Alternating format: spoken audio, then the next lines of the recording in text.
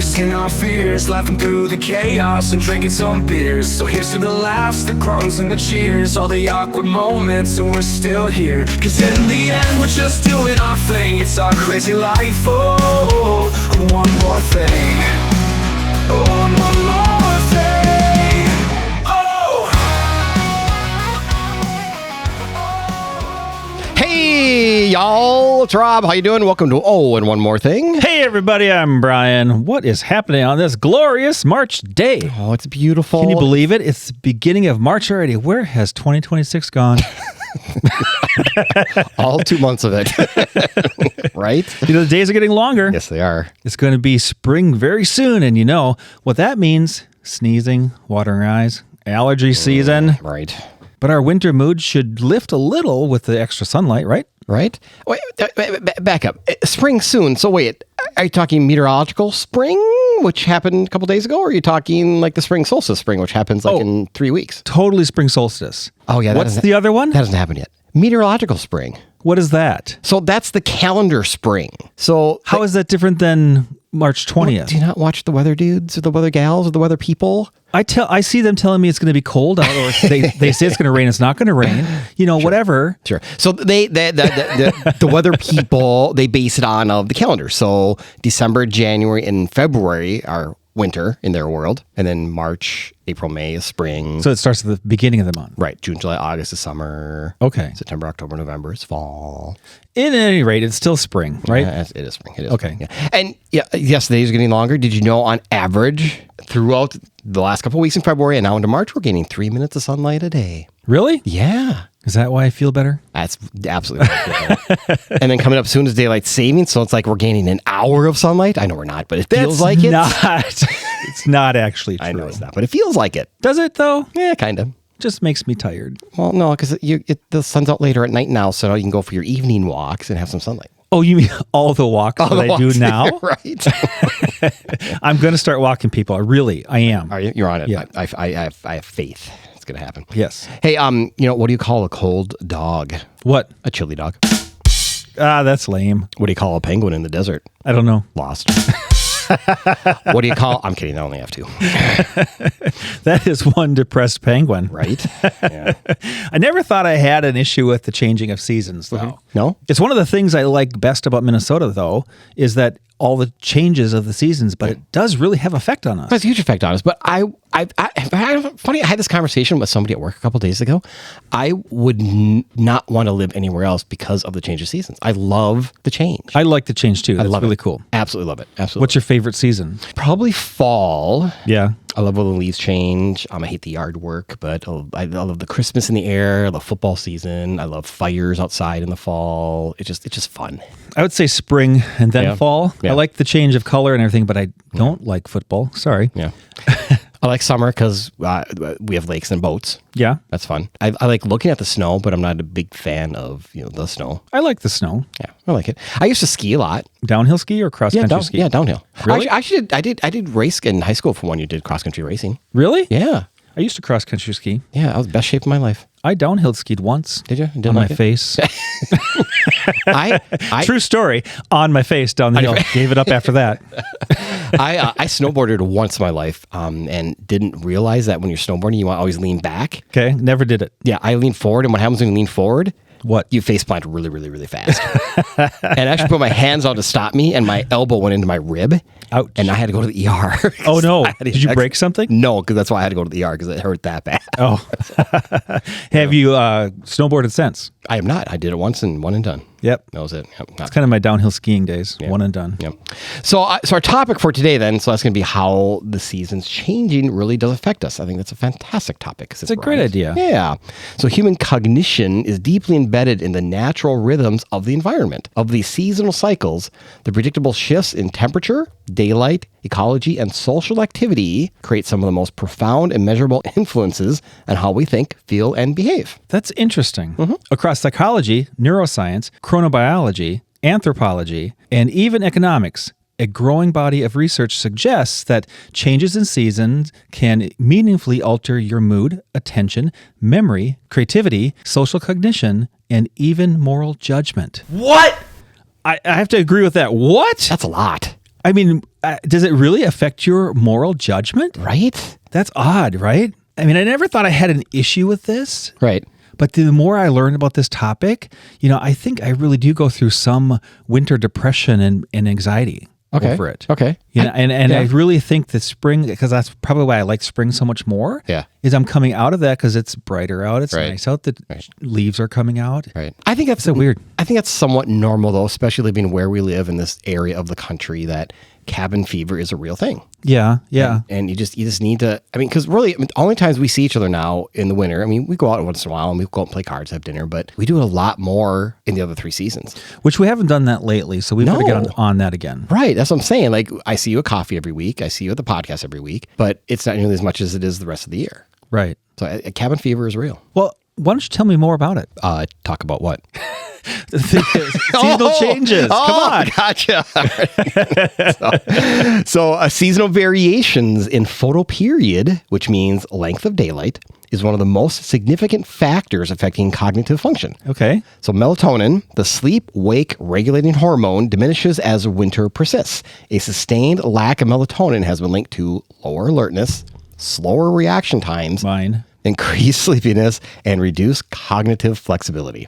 Wow. First of all, but what is melatonin again? So melatonin is a little pill I take sometimes at night. Do you really take melatonin? Every once in a while I do. It's really on the nights where I'm really struggling to fall asleep. Like if I'm laying in bed for a couple hours, I'll pop a melatonin, but I'll get to that in a second. So does it help you sleep? It does. Yeah. I always get confused and I have a hard time remembering between melanoma and melatonin. Those are different, right? Melanoma is like skin cancer. And melatonin to help you sleep. Melatonin, sleep, melanoma, skin cancer. We'll lock that in. Slightly different. Yes. Right. Yeah. So melatonin is a hormone your brain makes that regulates your sleep cycle. No, I'm sorry. It regulates the sleep-wake cycles, their circadian rhythm, signaling it's time to sleep, especially as it gets dark. So in the very far north, when it's dark for long periods of time, like 24/7 for like and you must 3 months, feel sleepy all the time. Yeah. Or if you happen to work overnight for 2 years in a row. Sure, that's an issue. I know a guy who did that. Who was that, Rob? That'd be me. And yeah, it messes with your sleep, dude. Like it's weird. Like so did you have the blackout shades then? So when you come home in the day trying to sleep? Yeah. But it's got to totally mess with you. And it's still hard because they're still during the day, there's active like garbage trucks and lawnmowers and people knocking on your door to deliver packages. And it's hard to get that full sleep even with the blackout screens because there's so much life going on around you. So yeah, it messes with you. Yeah. Crazy. Yeah. So talked a little bit about this earlier, but melatonin, it's an over-the-counter supplement to help with falling asleep. Though it's generally not for long-term use without a doctor's guidance, especially in kids, due to the potential side effects like headaches, dizziness, and drowsiness. Okay, here's a rub. What's wrong? What's wrrong now, Rob? I took melatonin straight for like 1.5 years. And look how you turned out. Right? And because there was a while before I got on it, before I found it, I did struggle to fall asleep every night. And then I just got in the habit, like I just took the 5 milligrams, a little pill every night. And I was 15, 20 minutes, I'm out. But the effectiveness, does it wear off for prolonged usage? Well, see, I think that's what happened. It eventually got to a point where I was still falling asleep, but I didn't feel like I was getting a deep, restful sleep after a while. Have you used magnesium? I have not. Magnesium also helps you sleep. It does. Amy takes magnesium to sleep. So how does that work? So let me tell you about it. Sweet. Magnesium helps sleep by calming the nervous system, regulating sleep hormones like melatonin, reducing stress, and relaxing muscles, primarily by activating calming neurotransmitters and blocking stimulatory ones, easing racing thoughts and physical tensions that disrupt rest. Okay. It can improve sleep quality, help you fall asleep faster, and alleviate issues like restless leg syndrome, or especially in deficient individuals. Oh, so the restless leg thing, like that doesn't happen to me a lot, but it does happen. I hate that. Oh, I know. Isn't it the worst? It's the worst. You can't shake it. It just doesn't go away. No. Yeah. Like I want to get up in the middle of the night and start running laps just to move, just to make it stop. Oh, it's horrible. I didn't know about I've never taken magnesium. I did not know anything about that. That's intriguing. So you can actually then go some melatonin, some magnesium, go on and off, and maybe it'll help you. Your melatonin will come back to being useful again if you kind of go off of it for a while. Well, I've been off it for a while now. It's probably been almost a year, I would probably say, and I've been sleeping fine. I say every once in a while. I take it back. I still take it when I travel because I do not sleep outside of my own bed at home. It doesn't matter where I'm at. You can't sleep well at all. I never have been able to. Now, can you sleep if you have a night or two that of really restfulness? You don't sleep well. By the third night, you're so exhausted, you just sleep better? I mean, yes. I mean, I will sleep, but not like I sleep when I'm at home. Like, I won't get 6 to 8 hours of good, decent sleep. I'll get a couple hours here and there. Okay. And I'll just wake up just restless. Oh, it's too bad. You should try magnesium. I should try that. I might do that. I might do that. Okay, let's get back on our topic because we're totally going off the rails here. Oh, didn't we? Aren't we on the same topic? I don't know what we're talking about anymore. Okay, so the second part I was going to say is serotonin. It's a vital neurotransmitter for mood and executive function. It often dips in the darker winter months. Brain imaging reveals that there is an increased binding of serotonin transporters during the winter. This phenomenon effectively reduces the amount of serotonin remaining in synaptic circulation, which is then associated with poor concentration and a lower mood. Oh my gosh, you're killing me. What? Right? Doesn't that kind of sounds like somebody I know? Me? Yeah, you. So serotonin is a crucial neurotransmitter and hormone that regulates mood, sleep, appetite, digestion, memory, and more little things, acting as a chemical messenger in the brain and the gut. Low levels are linked to depression, anxiety, and IBS. Oh, God, don't talk about IBS. while balanced levels support well-being with sunlight, exercise, and tryptophan-rich foods like nuts, eggs, and poultry helping production, though food doesn't directly provide serotonin. Oh my gosh. Are you trying to make my head hurt? Okay, so melatonin and serotonin are the two things that I need in my body to uplift my mood during winter, right? Well, kind of, yeah. Okay. I just want to make sure I got that. Right. Why didn't I just say that? Well, you did, but you said a lot of other words with it, and Right. and I get confused when you talk so much. Well, I just, trying to lay it all out for, to have the, yeah, you're right. I just should have said it that way. Sorry.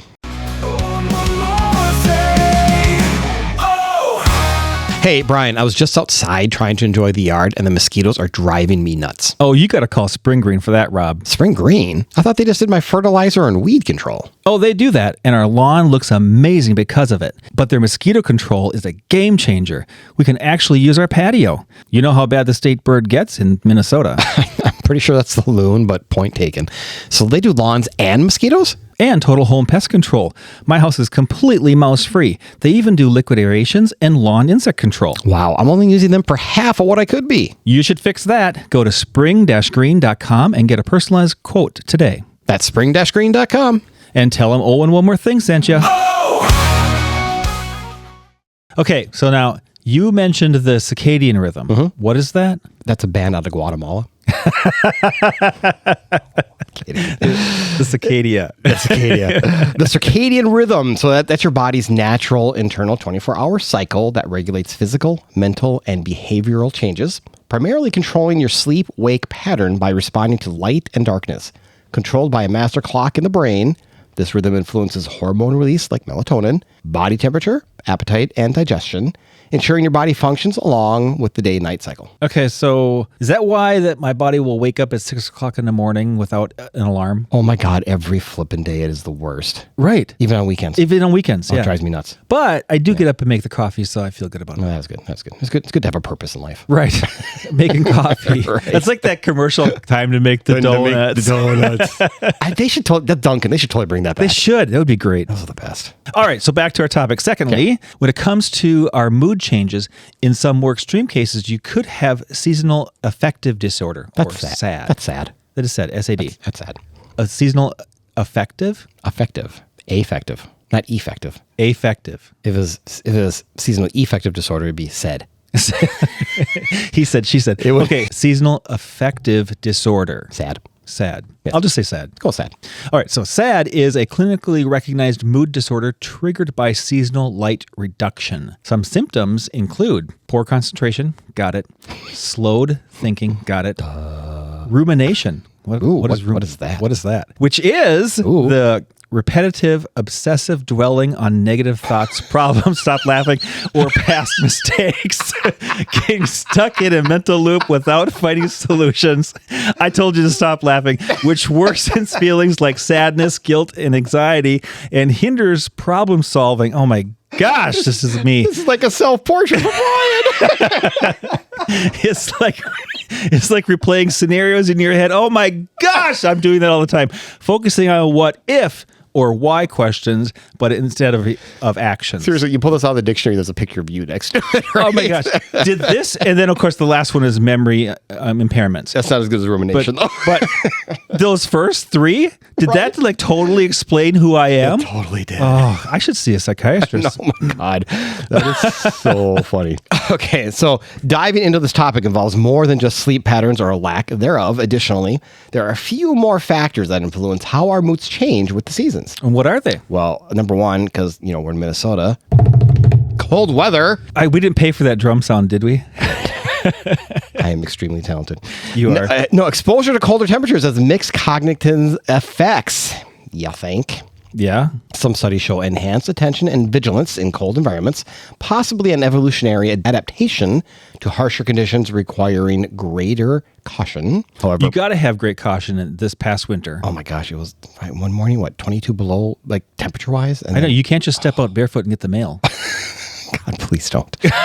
You literally... Not in below zero, but anything, right around freezing, I'll go outside barefoot. Barefoot? Yeah. Just to run and get the mail and come back in. Oh, it's not exhilarating. Not barefoot. No. But it's only 32 degrees. So I got invited to do the polar plunge this year. You didn't do it. Oh God, it was a hard no. No. Oh God, Yeah, it's not hard a pass. chance. Not a chance. No, that's way too cold. No, Yeah. you people are nuts. That would create a heart attack in my body. Yeah, I'm not doing that. No, it's for a good cause, Special Olympics, but Just give money. I'd rather give you 10. I'd rather just give you $10 and stay warm. Sorry. Anyway, again, we're off topic. Back to the topic. All right. So, please. however, prolonged cold is associated with reduced working memory performance. Yep. Duh. Decreased cognitive endurance. Say again. And higher mental fatigue due to metabolic demands. I'm getting tired of talking about this. We should talk about hot weather. Yeah, let me talk about hot weather. Okay. So, with hot weather, excessive heat generally impairs cognition more dramatically, apparently more than in cold, huh? Right, And you thought you had it all figured out. It's a dry heat, they say. It's the heat. Still freaking hot. It's not the it's the humidity, not the heat. Oh my God. Yeah, Please. whatever. Hot is hot. Heat waves correlate with slower reaction times, increased errors, and reduced reasoning ability. Yep. Functional MRI studies show that heat stress decreases activity in the prefrontal cortex. Yeah, I said that right. Right. And area of executive function in the brain. Heat can impair sleep quality. I know that for sure. Tried to sleep at the cabin once with no air conditioning. It's terrible. It's the worst. Creating indirect cognitive deficits. So what Does that mean? Yeah. Indirect cognitive deficits refer to cognitive problems like memory or focus issues that aren't the primary brain damage but arises as a secondary consequence, often from our health conditions like chronic pain, sleep disorders, depression, or even factors like stress and inflammation, which indirectly impair thinking and processing. These differ from direct deficits, where the impairment stems straight from brain injury. So let's go back to the cabin for a second. It's hot up there in the summer. But the worst part, you're right. It does suck to sleep in the heat, but in that case, it truly is the humidity. When I'm like literally sticking to the sheets because it's so damn humid. Yeah. Not happening, dude. Not a chance. What? Like when you're laying in your own sweat because it's so hot, like the sheets are like just soaked Right. because it's so humid out and it's so hot and you're just sweating profusely and no amount of fan will do anything. Okay, but now it's only spring and that's coming up. I know it's coming up. And you're excited for it, aren't you? I'm excited to sleep in air conditioning on the super hot days. Oh my gosh. Yeah. What a Nancy. Yeah. We don't, I would agree. So we, but I grew up without AC. Now I'm old enough where I have my own house and I have AC. I'm using the damn thing. And that really drives my wife nuts because she would love to have the windows open all the time. No, it's too hot. They're open for like a week in the spring and a week in the fall. Otherwise, the air's on or the heat's on. Yeah. There's no in between. I only like spring and fall. That 70-degree weather. Yeah. That's what I like. Yeah, I like the spring before it gets humid. Yeah. Yeah, and then I like fall once all the corn is gone, the humidity's gone. What? That's a fact. Did you know that? That's No. a fact. That's a fact. Is it really? It's called what? Oh gosh, I'm not going to look this up. I should totally look this up. It's transduction or transduction or something like that. The corn is so much water it evaporates. Yeah. And that's what creates a lot of humidity. As soon you will notice this, I want you to pay attention this fall when we get to September, October, they start harvesting the corn. Boom, humidity's gone. Okay. Let's look up that word. Hang on. Okay, fine. We paused and I looked it up. Okay. So what is it? What is it now? Okay, so it's called corn evapotranspiration. Okay, that's a long word. Corn evapotranspiration, or for short, ET. That's literally what it says. Corn ET. Corn ET, or commonly referred to as corn sweat.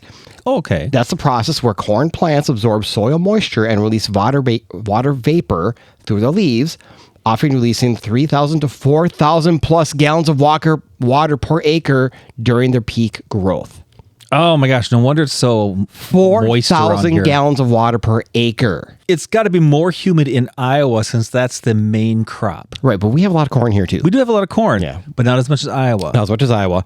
But yeah, it's a natural process that cools the plants, but significantly increases your local humidity and heat index values in the Midwest. So that is a true thing. So when they say it's not the humidity, it's and this I do know for a fact because I did live in Iowa briefly.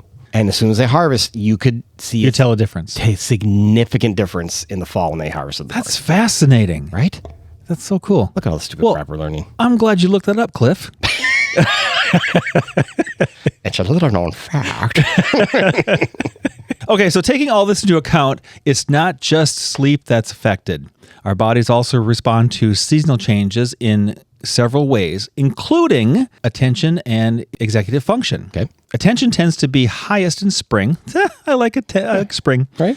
When daylight increases and moods improve. Okay, well, that totally makes sense from everything we've talked about so far. Right, okay, so Yeah, okay. check. Got that right. With you. Early winter is associated with the dip in sustained attention and planning abilities. Well, that makes total sense because you're spending your entire time getting ready for Thanksgiving and Christmas, and that's all you can focus on. That's what you spend all your time on? Well, my wife does. Yeah.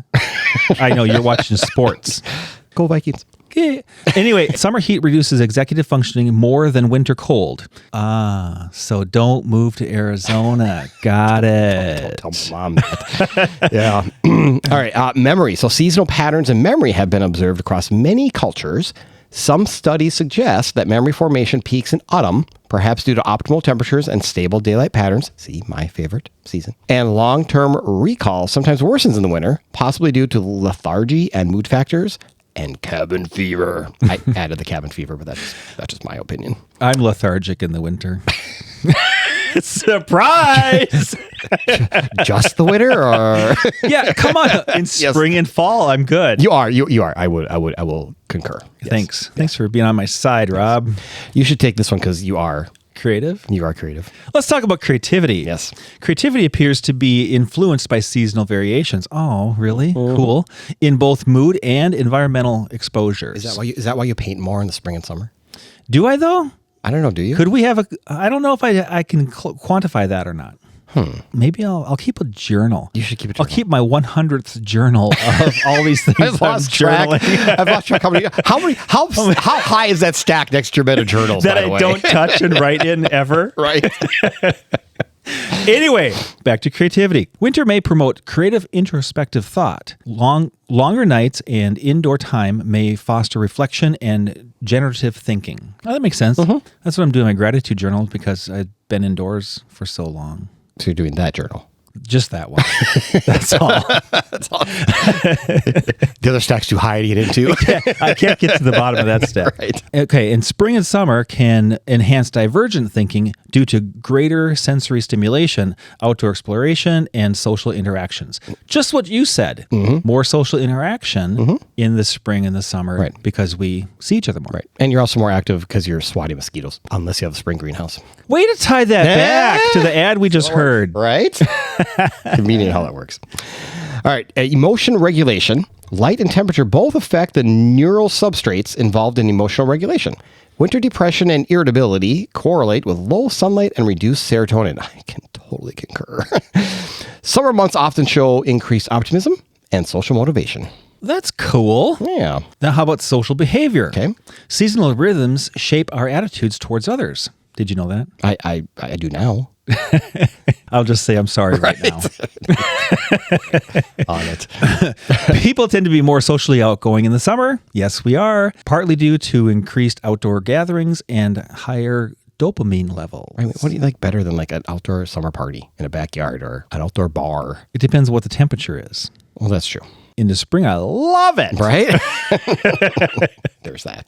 Winter fosters inward-focused social cognition. Smaller, tighter social circles, more introspection, and sometimes increased conflict due to indoor crowding. Oh, family. I love family. All right, empathy and moral judgment. Some studies report intriguing seasonal shifts. People make harsher moral judgments in cold environments, possibly linked to the cold equals harsh conceptual metaphor. Warm temperatures can enhance pro-social behavior, but may also lead to irritability when extreme. Yes, when it's super hot, I'm irritable. Very irritable. I mean, when you got sweat in places you didn't want sweat. God, it's the worst. It's the worst. Right. So our thinking is closely connected to the world around us. Changes in the environment and the traditions we follow throughout the year can affect how we focus, learn, and process information. Seasonal routines and cultural practices shape the way we think and experience each season. This is cool. Yeah. Learning all this stuff. Right? Makes us smart. Seasonal activities and cognitive load. Agricultural and educational calendars rooted in historical seasonal cycles still shape our cognitive thinking today. How do they know way back when? Well, obviously they were paying attention. Right. Somebody was writing it down. Right. Is it the Julian? Maybe in a journal. The Julian calendar? That's one we use, right? The Julian calendar? Julius Caesar, right? Didn't he create Is that what that? Yeah. Oh, yeah. You know what? I think we talked about this we talked once. about that. Yeah. So Julian Caesar guy is pretty smart. The Romans were smart. For students, cognitive performance often peaks in late spring, but dips in midwinter, influencing... Well, I debate that comment full-heartedly. Students' cognitive performance often peaks in late spring. Have you not heard of senioritis? Well, right, but that's when they're technically supposed to be smarter, but they dip in midwinter, influencing academic calendars worldwide. It happens across the globe. I think they dip 9 out of 9 months. Well, back when we were in school, maybe there was a bigger dip. Now they're just, I'm not going to say. Right. I love you all. Yes. Our daughters are teachers. Yes, they are. In agricultural societies, seasons dramatically affect cognitive demand through planting and harvest cycles. So cultural practices like holidays, rituals, and seasonal festivals shape cognitive framing. Spring rituals reinforce themes of renewal and possibility. Yep. Autumn festivals emphasize reflection, harvest, and community sharing. And drinking beer. And winter, don't they all drink? We drink beer, all of them. St. Patty's Day. I know, but I'm just thinking about the fall, Oktoberfest, Oktoberfest things like thing. that. Yeah. Stiftunkfest. Yeah. I look forward to summer shandy in the spring. Oh, I love a good summer shandy. Right, especially on tap. Yeah. Yeah. Where can we get one of those? The bar.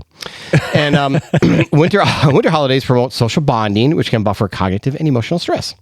This interplay between environment and culture amplifies seasonal cognitive effects. From an evolutionary viewpoint, seasonal cognition may have been adaptive. Okay.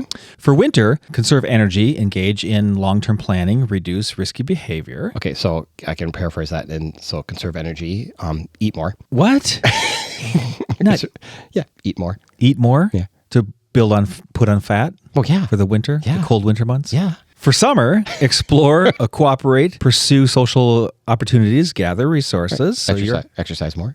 You're bringing in the food, you're Right. gathering resources. There you go. And spring and autumn is a transition and preparation periods requiring flexible cognition. Right. Current seasonal effects may reflect these ancient adaptive rhythms. Right. So now throw in the modern disruptions, so urban life, technology, and climate change, right? Right. So modern life reduces our exposure to natural seasonal cues through constant artificial light. Yeah. And you can't call it fluorescent anymore because those are like banned. It's all LEDs now. But that's still artificial. But fluorescents were really, really, really bad on you. So they said. So they said. That's what I hear. That's what we read. Indoor climate control, which I love. And yeah, but you're not getting the true effects of being outdoors. Yeah, it's close enough.